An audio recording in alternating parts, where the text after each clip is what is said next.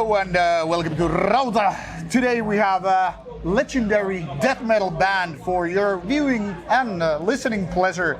This one is Massacre. We're here at my home city, Turku, and we're gonna talk some death metal legendary stuff.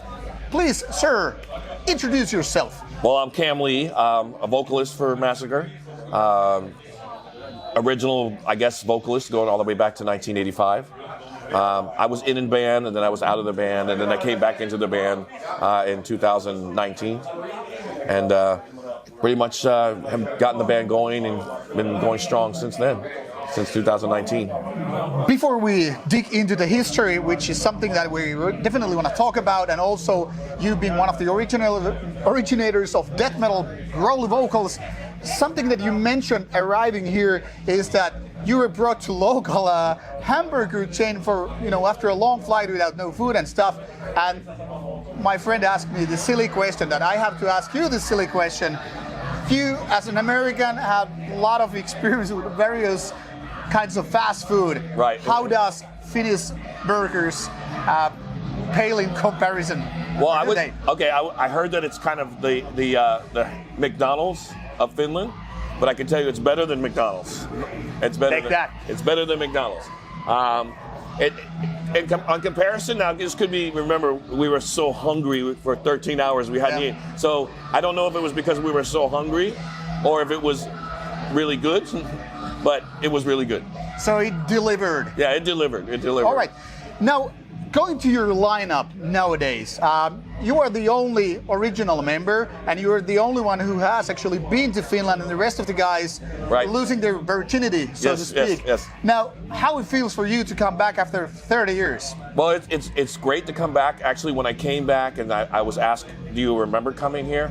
And I said, I had to think, and I was like, actually, I do. I do remember coming here. We played Helsinki. I don't remember the club, but I remember coming here. And the one thing I remember, the reason why I remember Finland so strongly was we took a ferry, and I believe the ferry was from maybe Sweden. Yep. So we took the ferry from Sweden, and I had never been on a ferry that long, and I got seasick for the first time. So I have a very weird but fond memory. Like, it's fond, but it's also, I got seasick first time going to Finland. But that's how I remember Finland. Welcome to Europe. Yeah. All that stuff. So it's like, getting seasick for the first time ever in my life. Yeah. But then I remember coming here, and I remember the response was really good. The show we played in Helsinki, and that was in 1992. So I remember that being very well. So it's great to be back here after 30 years, because I'm excited. I'm hoping that some people that were there 30 years ago come tonight, and then people that were, new will finally get to see us after so long of a break between. That is excellent. Now, some people, probably the newer generation especially, are not maybe familiar that you were one of the early birds of death metal and part of creating Florida death metal sound. I mean, still, when I was listening to your first album today, as well as the latest one, actually before that, and I was like, there's something very, very timeless. Doesn't matter whether we are talking about the Resurgence or the first album. It feels like these could have come only a few years apart. And back in the days when Florida death metal was created, you were also giving the voice, the growling vocals to it. And basically, you are being one of the first voices ever to do that. Now, do you remember how it started, how you decided, okay, this is something I'm gonna tap into and make it my own? I do remember it, and I can tell you why. It was 1985. I was in Death, and prior to that was Mantis, so the early Mantis of Death. And the vocals I did in that was kind of like what Chuck carried on. And it was we were more like emulating what Jeff Becerra from Possessed was doing. So a lot of the high-pitched, screechy, thrash type of vocals. And then I heard Hellhammer for the first time on a Hellhammer demo, and I liked Tom G. Warrior's phonetic, how he was phonetically pronouncing it. And I said, it'd be kind of cool to do that, more of a raw phonetic way of doing it. But I wanted to do something different because everyone was very much, 1985, everyone's much very thrash-orientated type of vocals, either very high-pitched or screechy. And I said, I wanted to take it and do the opposite. My mother raised dogs, pit bulls and Rottweilers. And I remember the most thing that would, as a child, would make me fear was when she would feed the dogs would growl. And they would have very deep voice. Yeah, very deep and growl. And they would get, angry and stuff. And it was a very raw, primal sound. And I said, that is the kind of stuff, that's the kind of intention I want to bring with my voice. Have that raw, primal sound that makes you almost, you get frightened, almost like as a child, I would get frightened hearing the dogs growl. I said, I wonder if I could do that vocally. And that's how I started emulating the growl and adding that kind of touch to it. And as it's progressed, and death metal's progressed over 30 years, it's definitely gotten its own. Everyone's taken their own little influence from it and slice from it. But I really think it has to do with being primal. As all death metal in itself is a very primal type of music. So I wanted to think, what was a way that I could be primal, very, very primal, like very kind of almost like a caveman or a Neanderthalic, very, very, just your basic primal rage, and take that and just convey that in a voice. Take it and put it in my voice and convey it that way. How do you keep your voice still in the business, so to say? I think a lot of people realize that maybe a lot of death metal guys, I know a lot of old guys, they say they blew their voices out. They ruined it, they destroyed it. And I think there's a difference. You can't just sing all here. You can't rely on your throat. Because if you do rely on your throat, which you can do a lot of cool stuff with your throat. A lot of like grindcore bands, a lot of slam death metal bands, they do that throat stuff, and you can get some variations. But the thing is, if you keep just doing it here, you're going to ruin your voice. It has to come from here. It has to come from deep in here in your bellow. So I've always trained myself to kind of be more, I'm a lot more precise and clear than a lot of vocalists, because there's vocalists now that are just so brutal, you don't know what they're saying. Yeah. It's like, it's just one like, I try to be more enunciated. So I try to enunciate my words, but give my words kind of a push, kind of like a oomph to it. Like a strong punch. Yeah. And I think by doing that, and also not smoking cigarettes and doing a bunch of stuff, I saved my voice in that way. So to me, I personally feel my voice has gotten stronger as I've gotten older. Because now I'll listen back to the old stuff and I'm like, oh, that sounds horrible. I'm like, well, that sounds terrible. But everyone says, oh no, that's the good stuff. That's the stuff when you were raw. And in the beginning, I'm like, yeah, but I had no control then. That's just like awful. It's like a young guy just screaming guts out and all that stuff. Now, one thing that I've noticed among many bands, especially those that go in the high up in the register with their voices, is that they're unable to do that. But how does it work when you go to the lower end of sound and voice? I mean, does it get affected similar ways? It can. One thing I definitely know that I can't do anymore, and I try it, is my higher pitch screams. And holding them.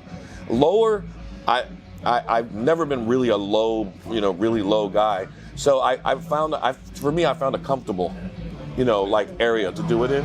The kind of a mid-zone. Yeah, mid-zone. And for me, I think it's a comfortable. I mean, I know there's guys that are deeper than me, and then more, I guess you say brutal, if you want to use the word, than me. But I feel very comfortable in what I started. I don't think I've deviated too far from what I was doing in '85. There's a little bit more. I feel I'm stronger with it. I can carry it more, but I never really took it to a point where I was straining. And I think if you strain too much, if you try to do something outside of your comfort zone, is when you ruin yourself. It's kind of forcing yourself into something that's not exactly something you can handle. Right. Okay. Now let's talk about your music. You don't really have too many albums out. And actually, out of your 4 albums, only 3 of them are on Spotify. Do you know why the album number 3 is missing? Well, if that's promised, it's horrible. It's awful. I hate that album. It's actually, I call it, there was a time when Celtic Frost did a really horrible album. Everyone knows it's Cold Lake. Mm-hmm. So I call the Promise album Massacre's Cold Lake. It wasn't a good album. It was awful. So, and that was the last album that I was on before I quit, and I actually left during the post-production of that album because I just thought it was horrible. I was like, I was in the studio, and I remember they were mixing it, and I hadn't even finished everything, and I was like, this is horrible. This is awful. I don't like this. This isn't death metal, and I quit. I quit the band. I walked out. Okay. You also had quite a few breaks here and there, like you lost it, and then you came back. And you lost it again, and at some point, I think you named as your 10th lineup with the Massacre X, if I'm not mistaken. What's the story of that?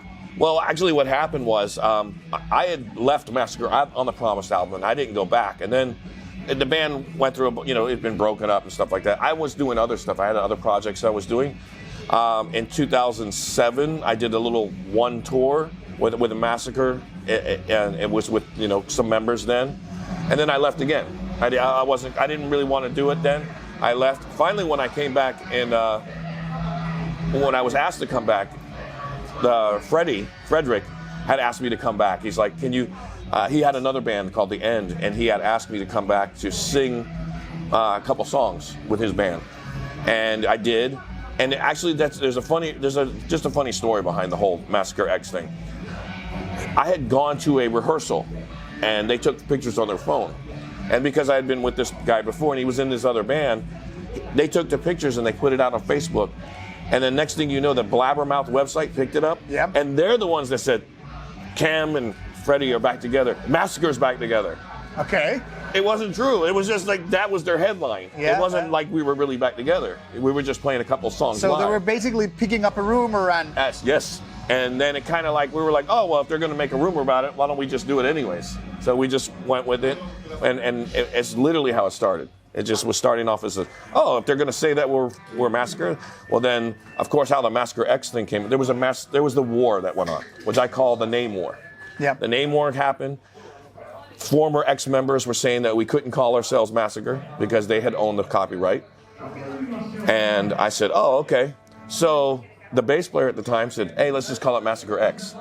And then I said, okay, fine, that works. He's like, yeah. And he's like, oh, it's the 10th lineup. I said, it is? He's like, yeah, it's the 10th lineup. So 10 X's. It's kind of makes sense. Yeah. I said, okay, we'll go with it. I think we were called Massacre X for 2 weeks. Okay. Then it changed again. Gods of Death. And the Gods of Death was even funnier because it was a German promoter who tried to book us as Massacre, and their manager of the other guy said, you can't be Massacre. Massacre's name is trademarked. So the promoter said, I can't call you Massacre. And he says, but I call you Gods of Death. I said, okay, we'll do that. We'll just use it. That's a good name also. Yeah, we'll use it. Why not? So we started that. But at the same time, I'm a person, I don't like threats. Don't threaten me. I don't like a threat. Oh, I have lawyers. So the guy threatened me, you can't use Massacre because I own the trademark. So in behind the scenes, I told my lawyer, I said, hey man, go find out if this is real. And he did. He got back with me, he said, it's not real. They're lying. I said, okay, I'll tell you what, let me trademark it. Okay. But the thing is, you can't just trademark a name. It has to go through a process. It usually takes almost a year. Okay. Because you have to register, you have to trademark it. It has to go through a court system. A lot of bureaucracy, which isn't exactly something that's very metal. Yes, it has to go through a lot of red tape. So during that time, we weren't telling anybody because my lawyer said, shh, keep your mouth shut, don't say nothing. So it took a year to go by. So that was 2017, 2018 came. In 2018, he finally emailed me. Got good luck. It's good news. You got it. You got the name. I said, okay, well, don't tell anybody yet. I want to wait. I want to wait till I get the paperwork and it's all right there in paper. I have it. Yeah. And it says my name on it. Because in America, when you get a trademark, they send you a stamp.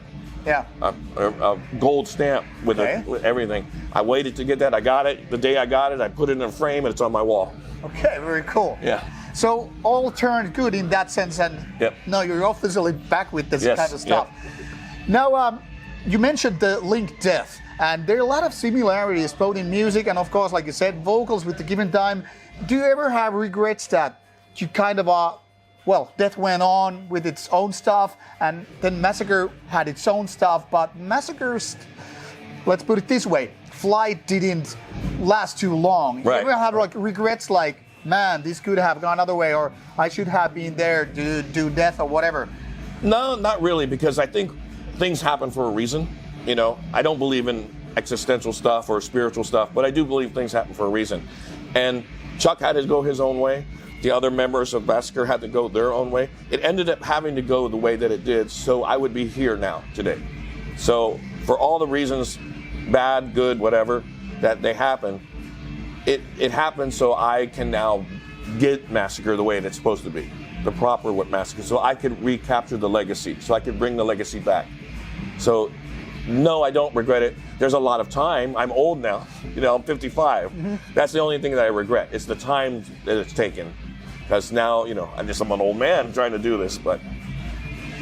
Do you feel that you should have gotten more recognition over the years? Because, of course, I mean, you were one of the cornerstone of not only Florida death metal, but American death metal as a whole scene and thing. Do you ever feel like you were a little bit of left out or put aside? Obviously, of course I do. Of course I do. But I mean, there are some people out there that still, to this day, will recognize and will tell you that. But there was a lot of things working against me, which I'm not going to complain. I'm not going to be that guy that's whining, 30 years later that, oh, I didn't get a good fancy break. No, it's just the way things happen. And unfortunately, in real life, the real life stuff, regardless of what you want to say to people, tell people, the lies you want to tell people, the truth of every single thing, doesn't matter if it's metal, doesn't matter if it's your job, doesn't matter if everything is about a group and the people that you connect with. If you happen to be in that group, in that peer, in that little clique, you're going to go someplace. But if you stand outside of the group, you stand outside and you stay true to yourself, which is the most fucking metal thing you could ever do. Definitely. You are going to be an outsider.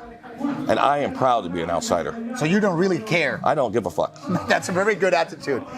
Now, talking about your later material, I said it's kind of a timeless, as was your debut album, and it feels fantastic to listen to that, because even though, of course, the production is a little bit different, but not that far, really. I mean, it feels like this could have come out, say, early 90s, or, say, late 90s, doesn't matter, but it's timeless, and it's kind of like something that I could see as a modern classic after the few years ago when people are like old enough, like to figure it out, like this is really the proper sequel in a way. Yes. Now, do you think this is a path that you can keep going and you should keep going? Yes, it's exactly everything in my intention when I got back into Massacre 2017, 2018, 2019, when it really started coming together with Resurgence. That was my mindset the whole time. The first thing I said is I have to bring the legacy back to where the legacy belongs, because the legacy's just been spread out too far. It got off track.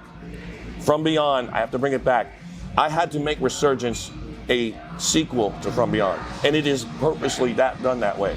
It's lyrically done that way. It's aesthetically done that way. Musically done that way. It is supposed to be it's supposed to be like how I compare it. I'm a big horror movie fan. I kind of noticed from the title tracks and all. So I'm a big horror movie fan. And how I compared it was the more modern Halloween series that are going on right now with the Jamie Lee Curtis and stuff. They forgot all the rest. They go back to the original, the very first Halloween, 1979. Which is a classic indeed. And then they did that series did a bunch of others. But then they said they forgot it. They brought the new series, starting again with Halloween from 2019, to be a sequel of that original, forgetting all the rest. Everything kind of like editing it out. Yes, and that is what Resurgence does. Well, that is a good stuff, because it kind of sounds like that. So mission accomplished in a way. Thank you. Now, one thing that what I also noticed, I was actually driving today morning and checking out from the car screen some of the title names. Like, there's a strong Lovecraftian vibe, and it started me like, okay, this is in a way, I mean, multiple ways, not only in terms of sound and vocals and all that stuff, but also those song names, like as it is going back to the early days of death metal, like all the way to the 1980s. What keeps your Lovecraftian motor going? Why do you need to? Why do you want to share those topics? Well, for me, for Lovecraft, for one, what attracted me with Lovecraft's writing was Lovecraft is a different kind of horror writer in the fact that if you talk about cosmic horror, it's on a cosmic level. A lot of people think they get misinterpreted what cosmic horror. They think, oh, it means something from outer space, things with tentacles, stuff like that. That's kind of a modern Cthulhu thing. That's the top aesthetic of it. What you see, the true stuff about Lovecraft was he used a lot of things metaphorically. So when you read a Lovecraft book, it's very kind of different. It's not like everything's deeply explained, overly explained sometimes. But he uses words like eldritch or the gibbous moon, under the eldritch sky of the gibbous moon. He'll write things like this. And what it does is it kind of metaphorically gives you an idea of certain things. And what I do for me personally, I use Lovecraft as sort of a metaphor to my misanthropy. As being a misanthrope, I hate mankind. And then Lovecraft wrote about beings and creatures that looked at mankind the way that I look at mankind, as humans have a reason. We have a tendency to be narcissistic. We have a tendency to think that we're something more, that we're the center of the universe, that everything stems from us and our understanding. That's all shit. You know, I don't believe in that. I believe that we're just luckily to be here. We're a mistake. The universe, we're a mistake. Now that you mentioned that, I had to interrupt. This is kind of weird because I was reading this science article that it's more or less kind of obvious that mankind and, well, all the planet, all the flora and fauna came from the space, but yet at the same time we indeed think that as a species we are the like holy creation of something, which is kind of very absurd, and at the same time we are these Lovecraftian species coming from I don't know what kind of a meteor or whatever, and luckily a few billion years later, hey, here we are doing this kind of stuff, playing death metal and all. Now, does it ever to you feel like this is some kind of a cosmic Lovecraftian joke, like, ha ha, I got exactly. You. That's what I think. That's exactly everything. And that's why I love Lovecraft, because he has that sort of way of looking at it. And it's very, it's up to the reader to interpret a lot of Lovecraft, because he leaves a lot of open things for speculation. And I try to do that with my lyrics and like stuff, because my lyrics on one hand could be, well, they're just simple, silly lyrics about Lovecraft stuff. But every song that I write, especially on the new stuff, has a little bit of personal meaning to me. Like I said, I'm on the outside, it's about my misanthropy, kind of sort of a nihilistic, cynical approach to humanity. And then there's other things that are really deep and personal, like the stuff that's on the new mythos. Behind the Serpent's Curse is literally, to me, about dealing with people who are liars, backstabbers, people who will lie to you, be a friend to your face, and then have another face on the other side, two-headed. They're kind of turncoats in a way. Yes, two-faced, being two-faced, turncoat, and always coming in pairs. Because I've always every time I've dealt with liars, there's always two. It's not just one. They kind of need a sidekick in a way. Yes, yeah. Okay. Well, yes, man. I guess it's just easier to betray someone knowing that somebody is, holding your side and all that stuff. Now, talking about death metal having so many violent themes and horror themes and all that stuff, it almost seems like as if this was written in some kind of a school book for metal people. Like, now, if you're gonna do thrash metal, you have to have lyrics about society. If you're gonna do death metal, you have to have horror and violence. Black metal, you go religion and spiritual, etc., etc. Dragons, when power metal and stuff like that. Do you ever feel that these rules need to be changed, or at least kind of a question like, hey, I need to have these kind of lyrics even though they don't kind of feel death metal? I think that happens. Some bands do that, and some bands, and I've tried to do it, and then it almost feels uncomfortable. It feels like, I should be able to do this, but once it starts to feel uncomfortable, like it doesn't feel like it fits and you're forcing it to fit, it's almost like when you get a screw that just isn't quite big enough, or it's too big to put in the hole, and you're like starting to force it to get in the hole. And you get annoyed and all. Yeah, that's when you know it's wrong. When it's wrong. If it feels like it fits, if it feels if it works for you, it doesn't work for me all the time. I've tried it. It doesn't work for me. I always pull back to more of these darker horror lyrics, but I like that mystery lyrics. That's why I like Lovecraft, because it's not blood and gore. I've done the blood and gore stuff. I've been in other projects, like my band Bonar. It's all about cannibalism. I've done that. But to me, I think when you do the Lovecraft stuff, for me, doing the Lovecraft stuff, and it's like I said, it's a loosely based thing. It's not directly. It gives me that opportunity to be nihilistic, to say certain things that you don't normally say, like, I want the end of mankind to come. Who normally says that? Yeah, like your mother. Hello, Mom. I want mankind to end. Yeah. Okay, fine. Dinner is ready. Exactly. Now, talking about Lovecraft a little bit more, since Lovecraft have expanded so many, beyond the books, obviously, which are not even too many, but games, board games, card games, video games, and of course movies and all that stuff, TV shows. Have you expanded to that game and TV territory? Yes, I have. Actually have. Any favorites from that department? Call of Cthulhu, obviously, is one of my favorites. You mean the role-playing game? Role-playing game. Okay. Mansions of Madness, which is also in the same... I have that, actually. That's great. Oh, I love playing that. There's one called...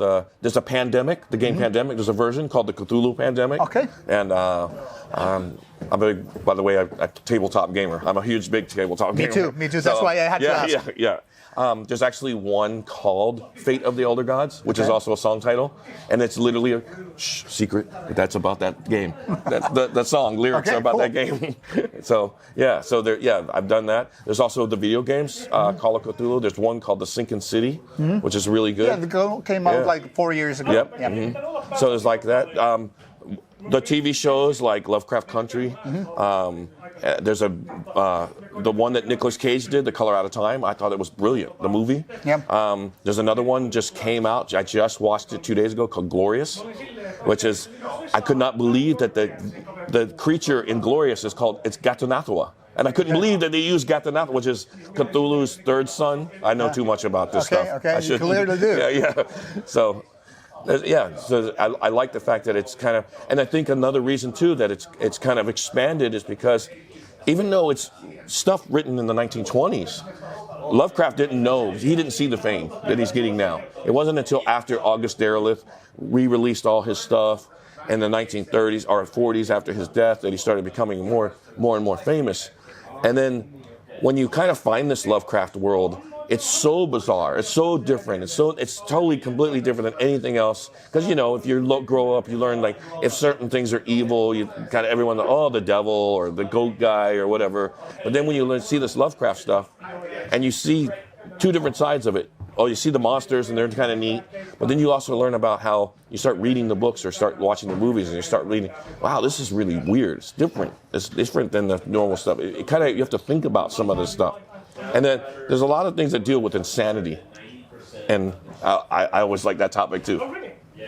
Yeah, obviously, I mean, the old Sanity Lost thing with the Call of Cthulhu games and all that stuff. Now, going back to the more musical side of things, how do you see Massacre evolving or changing or creating another sequel to where you are now? Well, to keep the legacy pure, I want to stay with what I like to call the old school death metal sound. And there's a certain path, a certain kind of like that you can't come out. Like I guess you say like it's a bubble.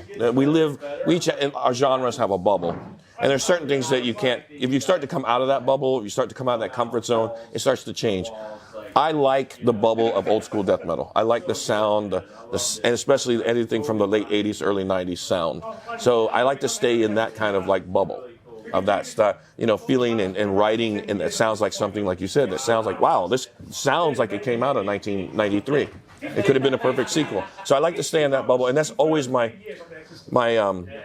with all the musicians I work with, I have the question, and that's what all the musicians that recorded Resurgence, what makes them different was they were Massacre fans. I had to make sure, you have to be Massacre fans. And they were fans of the old Massacre. So they knew, just like these guys, all these guys, they're Massacre fans. They're not just some random guy I just picked out. Not like the mercenaries, like, here's the money, play guitar. Right. So I've known Tony 30 years. I've known him since, for 30 years. And the first metal show he ever came to was a Massacre show. Wow. That's a long story. Mm-hmm. Now, before we go quit and let you loose and all that stuff, how to put it? What is the next step? Do we have an album in your mind, like? Oh yeah, yes, yeah. I've got notebooks and notebooks, and I've had notebooks for years of notes and ideas. I already have the next album title and the idea. It's still going to be very Lovecraftian. I'm going to stay in that. So I have that in mind. I'm working with these guys now. As a matter of fact, just this morning, the new guitar player, we were sitting in the hotel room working on riffs. So we're already working on the new album.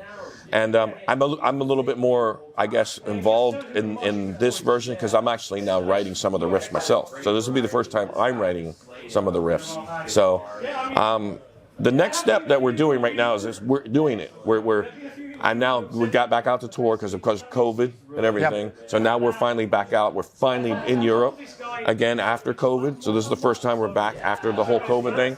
So this is the plan. We're going to continue to tour. After this tour, we're going to take a little break, maybe till the end of the year, and see how everything pans out because we're almost here to 2022 is almost over. And then in 2023, pick back up with touring. And start touring again, coming back over here. And in the meantime, in between the time, start writing the new album. Start working on the new album. Because I have these new members now that I have now, and I want to start working with them and priming them and getting them ready to do it. And they're in very much the mindset of, oh, we've got to keep it. Like, like the resurgence. We've got to keep it like mythos. We've got to keep it. So that's a good thing. I like when the guys tell me, oh yeah, we love this and we want to keep it this way. I hate when the guys say, I got an idea. Why don't we try to sound like this band over here? I'm like, no, wait, why are you trying to change the formula? The formula works. Let's not change it. It's worked for 30 years. Stop trying to change it. So when I have guys that know the formula works, it's strong. It's the old Coke formula instead of new Coke. Exactly. Stick with that. It's not the diet version. Yes, it's not the diet version. Okay, what can we expect from a Massacre show? What you can expect is to delve into, you can expect to be taken back in time to 1993. You can delve into the old school sound, the old school death metal aura, and you're gonna hear classics. You're gonna hear some of the favorite classics from the original stuff, but you're gonna hear some new classics. Like you said, get some of the new stuff would definitely be considered almost a modern classic. You're gonna get that, and you're gonna get a couple surprises too.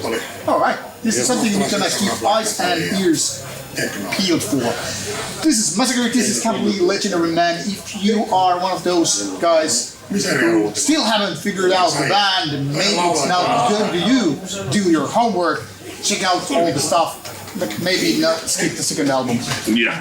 But do the first album, do the latest one, the Resurgence, and enjoy. It's old school death metal and cool as fuck. So stay tuned, stay brutal, and stay death metal. Thank you so much. All right.